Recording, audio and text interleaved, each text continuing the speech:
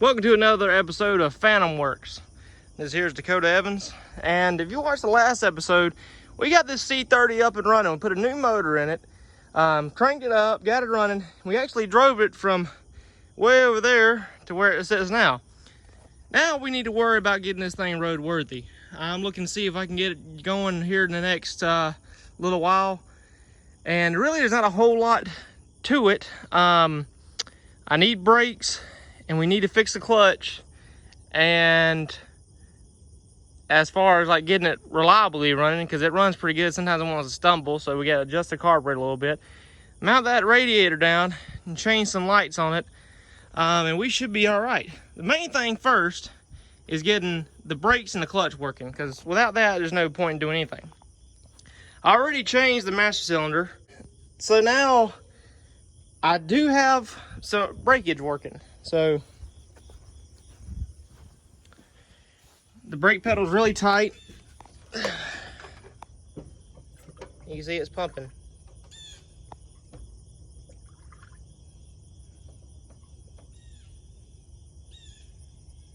All right. So came back here. We also got these two tires off. All the tires are good except these two. You can see they're completely shut. So I got these off, and I was like, you know, when you're bleeding brakes, especially on these older vehicles, you want to start with the back first, and then like back left, front right, front left, back right. So you get the system, you know, brake fluid all in the system. I took the bleeder valve out, and we're not getting anything to these back brakes yet. And the brakes are tight. I'm just not getting any fluid pushing through. Now, our lines could be completely rusted, which I'm pretty sure they are.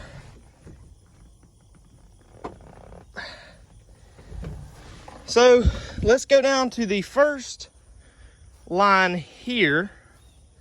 It runs down, and see if we're getting fluid coming out of there. That's where we're going. And so now I do have some breakage working. So the brake pedal is really tight. You can see it's pumping.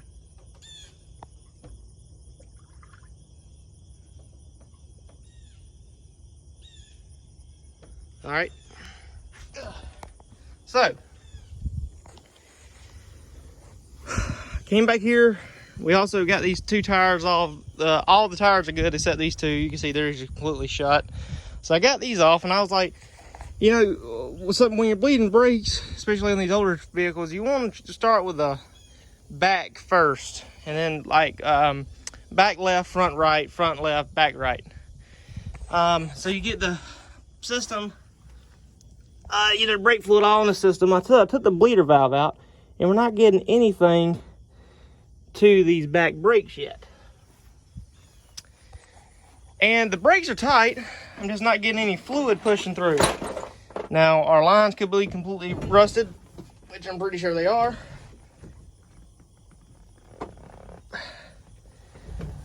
So let's go down to the first line here. It runs down, and see if we're getting fluid coming out of there. That's where we're going to start. All right, so I'm sitting down here. I cracked this line open right here. It seems like we got brake fluid, which is a good thing, because if we got brake fluid here, that means it's probably here. And I tried to take this one off, but it just wasn't coming. It just basically rounded it off. And so I could do, I'll get right there in that bleeder and see if we're getting any brake fluid in there, because that is the wheel cylinder.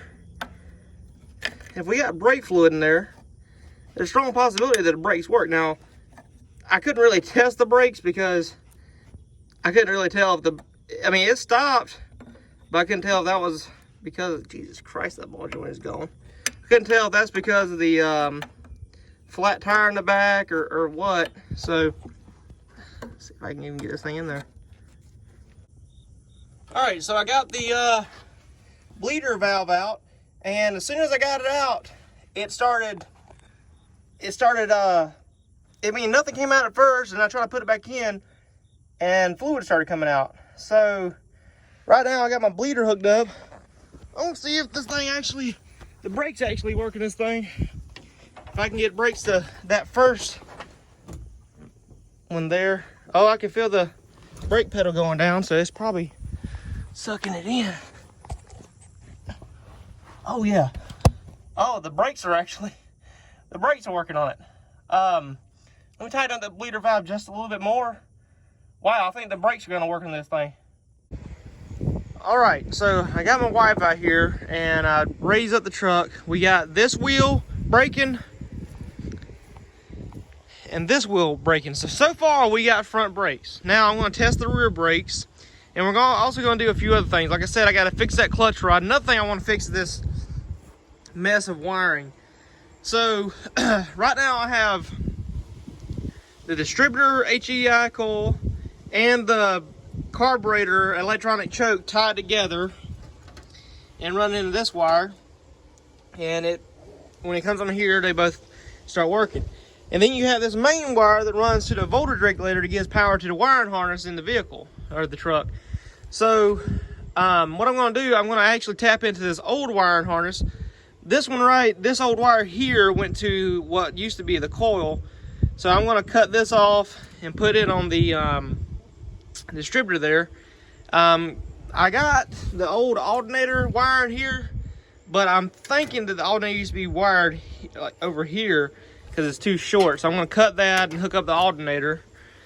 And we're going to just hook all this up, so instead of like now when I'm turning off the key, nothing happens because it's all hooked to the battery. So I had to like get out and unplug the wire from the battery, so we don't want that to happen. So let me go ahead and hook all this wiring up, and so we get it, reliable. All right, I got it hooked up to a 12-volt wire that runs off the key switch. So now let's see if it runs off the key switch, or I can just cut it off.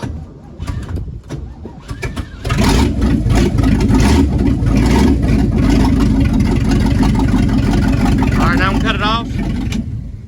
All right, so now it works completely off the key. It's good.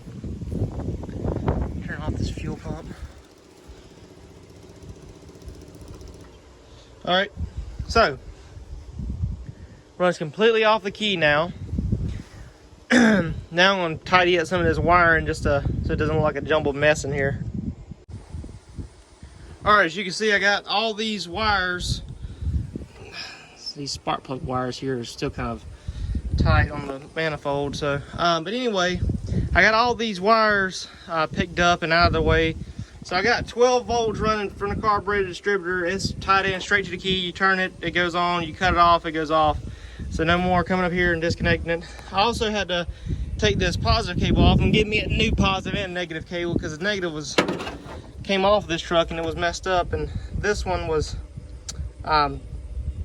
melted, and I guess it was sparking, so it's gonna cause a fire. So I took it off and cut back this vacuum line a little bit just to make it look a little neater. The only thing else I got to do, I got to take this here, cut them, and put it on the alternator so I have charging.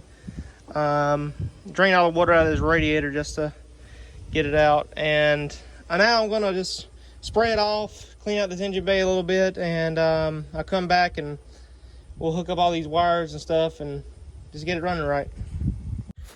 All right, so here's the rundown. Here's what I'm faced with. So I took it on a test drive. I actually took it up the road a little bit, and it seemed like it was blowing oil out of this front timing chain cover. It was just blowing oil everywhere, and I'm not quite sure why. Maybe I need to tighten it down a little bit more. And I know it was blowing oil out of the bottom, so I had no idea. But you can see where it's blowing oil here, here. I mean, it was just blowing everywhere. And then it ran out of, the fuel filter came off, so it quit getting any gas, and then the battery died. So I got stuck, and I had to get the old Dodge Dakota out there and get it moving. Tire's going flat. It can't hold a lot of air. But now, since I'm letting it sit overnight, I'm gonna go ahead and drain the oil and whatever's left of it, because honestly, there can't be a whole lot. Now, where'd that oil come from? That smells like gas. Oh my God. It's just, if it ain't one thing, it's another with this thing. But that's everything. Let's see, let me get my 9/16 wrench, wherever it is.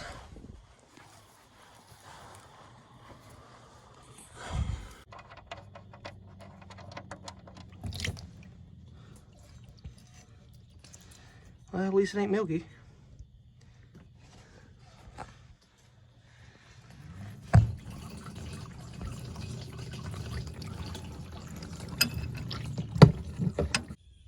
All right, so I changed the oil, but look at the oil filter. I don't know what I put the thing on with, but it is just straight up not coming off. I had to go get me a big, one of them big oil filter plier wrenches, and so I changed the oil. I said, well, I'm gonna fix this oil leak wherever it's coming from. So I thought that this front seal on the timing chain cover, on the where timing chain cover means the oil pan was bad. So I dropped it down. It was good, but I was looking, and the timing chain cover was bent. So I tried to bend it back, and it kind of went, but it wasn't perfect. So I just lathered it up with RTV after putting the new seal in anyways. Hopefully that seals it. If not, I want to need a new timing chain cover. That was a brand new Mr. Gasket timing chain cover, and I don't know why it did that. So it's kind of giving me some headaches, but like I said, I don't know why that oil filter is so tight on there. And other than that, yeah, I ain't got much to say. I did look down here, and the battery cable looked to be burnt somehow. Last night it kind of left me stranded. I was driving, it just kept turning over and over and over and over and over, and so I had to. And he got stuck right over there in the road. So I had to there it goes. I had to hook up the truck to it, and you can see I had to drag it and kick sand everywhere and pull it with the old Dodge. But this is the way the oil looks. See, you still got some in the oil pan here. It's pretty good. No water, nothing, just black. Just kind of see a little bit of flake in it, some glisten, but that's probably just the cam taking effect, you know, breaking in and everything. So I'm gonna put all these oil pan bolts back in and let that RTV set, and hopefully it dries in there and we won't have no more leaks. Alrighty, since we got a little bit of time for the RTV dries on the front seal, I got the oil pan back on. Also removed the exhaust pipe from back here. But let's take a look at this rear end, because I don't want to be driving this thing and the rear end be out of fluid. So looks like it's been leaking a little bit. Jesus Christ.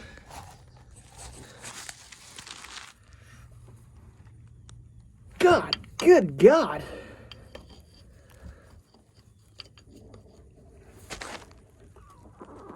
Good gracious. Oh.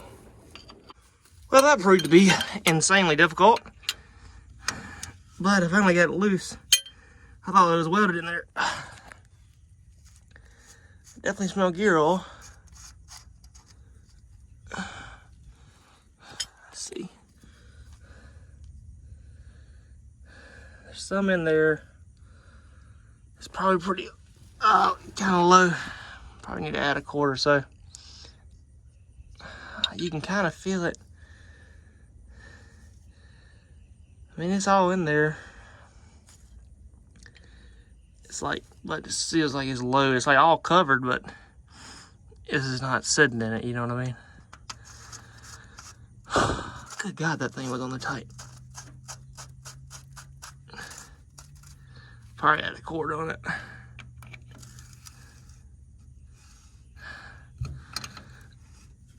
Now let's check the transmission. All right, if we get down here, take a look at this clutch. I did put I changed the assembly on it because, if we look down here, it pivots right there on the block, right there, and it pushes this rod onto the clutch fork. Well, I noticed when I put in the motor that the clutch fork was kind of loosey-goosey. So I adjusted it, and I got it on there pretty good. But what's happening now is it has to go that far before it's engaging. And the problem is I can't adjust that out anymore because that nut on the end does not want to come out. So it's got to move at least, I don't know, a quarter of an inch or so. I'm not sure that we have that much movement with it. So I'll pop that off. And you can see how much movement we got. I'm gonna pull it here. So that's how far it needs to come back. So you're talking about at least a good inch or so from, you know, total.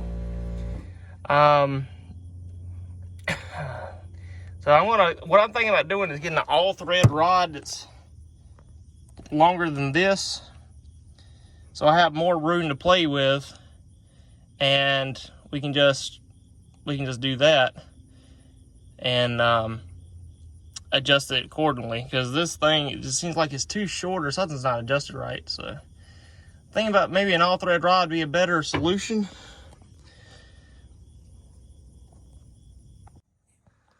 Okay, thank God this one came off easy. So let's see if this one got oil in it. Oh yeah, it's full. It's full. It was already dripping out, so that's good. So probably need to add a cord in the rear end, but the transmission is good, which is great. Tighten that back up.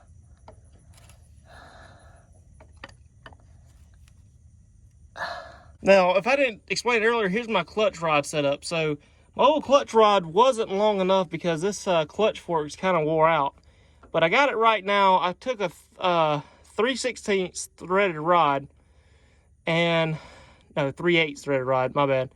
And what I did was I put the old little pivot ball right there on it, kind of in the same location where it should be. Let's see if I can get it on there. And 2 nuts, and I actually lost the little thing that goes on the clutch fork, but I put a it looks like a lifter, but I think it came off an exhaust manifold bolt off an old excuse me, straight 6, and putting 2 nuts on that, so now it's tight. It all works good. Yeah, so the only thing I gotta really worry about is the oil. Hopefully I get that filter off and we should be good. Alright, so I've actually had this thing running a good little bit, changed the oil and all like I showed you, and I've actually had it driving, and I just keep having problems with this battery not charging and kind of a fuel issue. So I'm going to get my multimeter out and see if the alternator's charging, because I believe I have it hooked up correctly. I didn't misplace my multimeter, which I probably did. There it is. So, alright, so now we're running at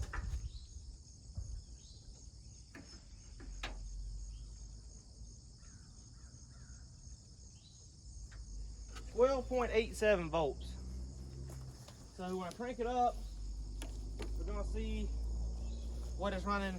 Oh, it should be over 13 to be charging it good. So let me get some gas in it because I ran out. I'm running 93 Exxon, whatever their top crap is. And we're gonna see if we can get it running and see if it's charging. All right, I filled it up with gas. Let's see if we can get it to run. So yesterday it flooded out, so let me not use any gas to start with.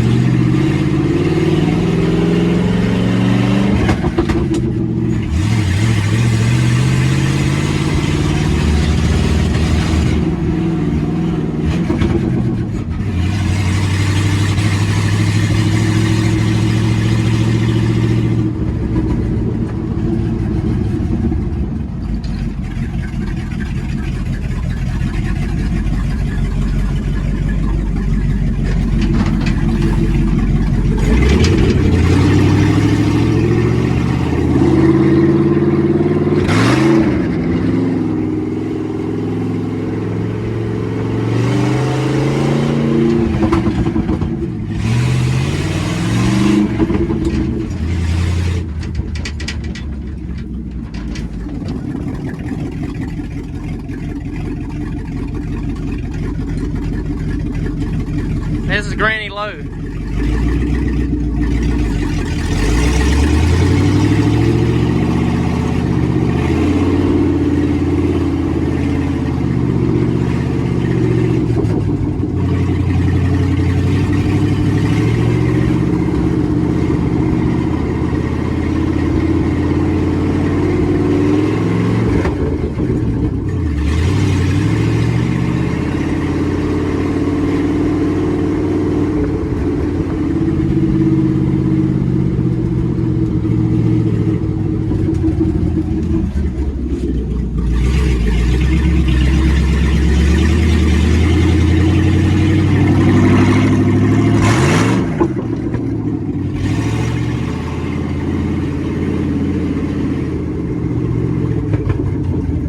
Up too, watch this.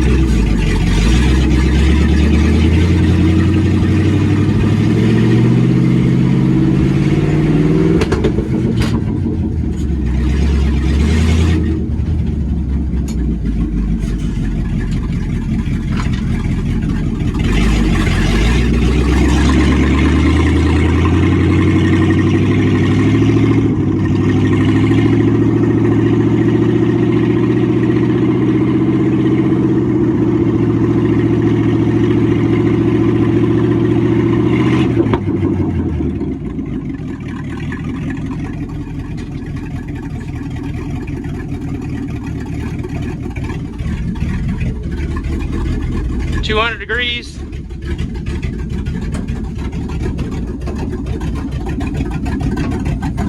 Window fell off track.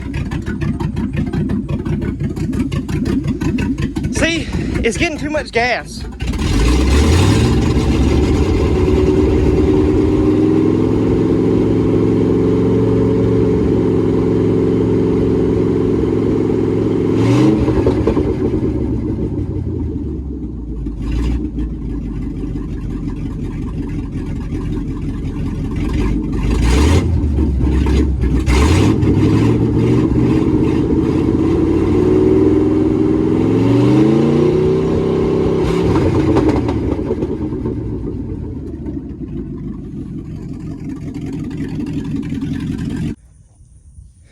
And I came to the conclusion, did a little bit of thinking.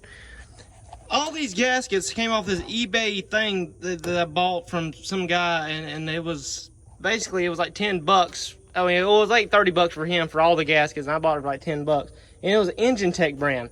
And that's the valve cover gaskets. The chime chain was Comp Cams, I think, or Mr. Gasket it was, I think.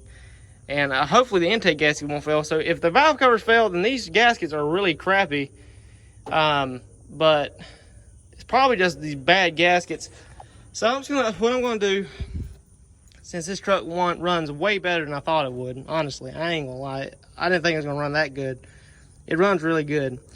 The problem with, if you heard in the video when I was driving it, fourth gear, sorry. When I'm getting it in fourth gear, it wants to die, blah, blah, blah, blah, it wants to die down. Well, I can go ahead and tell you that's because when it's in fourth gear, obviously it's not turning as many RPMs as it was in third and second and everything.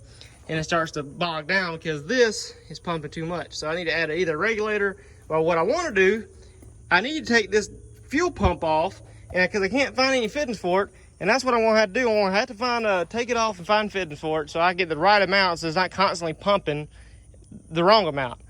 I know I can put a fuel pressure gauge and everything, but I want to run it like that anyway because this is not right. I want to take the gas tank out of the back seat and clean it out. And see, it might need a new sending unit. If so, I got one. But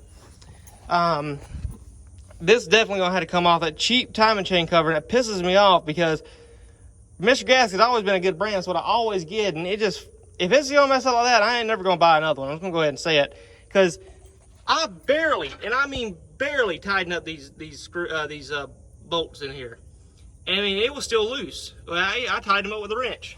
And it just bends the metal. And the real timing chain, old school, don't do that.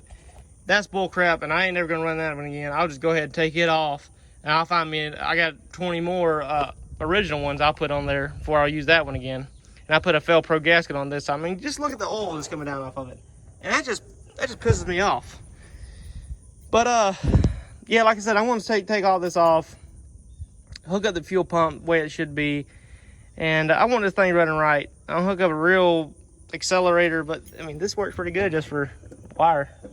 But anywho, that's been this episode of Phantom Works. You see, I'm kind of mad, but it runs good. I mean, it does run good. I mean, there's not much I can say about the way it runs. I just gotta clean it off, and it'll be a good truck. Honestly, I believe that totally. The brakes work. I probably need to work on the back brakes. I don't think I got back brakes. Front brakes are really tight and don't stop really well. But I mean, what can you expect for this heavy truck with all 4 drum brakes? But clear cut the patina and everything. You're gonna see all that in a later video. We're gonna work on this thing a lot. And but join us here next time on Phantom Works, and I'm gonna get that thing running. I'm gonna put a new water pump on it, a new radiator, a new timing chain cover, and clean it up a little bit. So thanks for watching. We'll catch you here next time.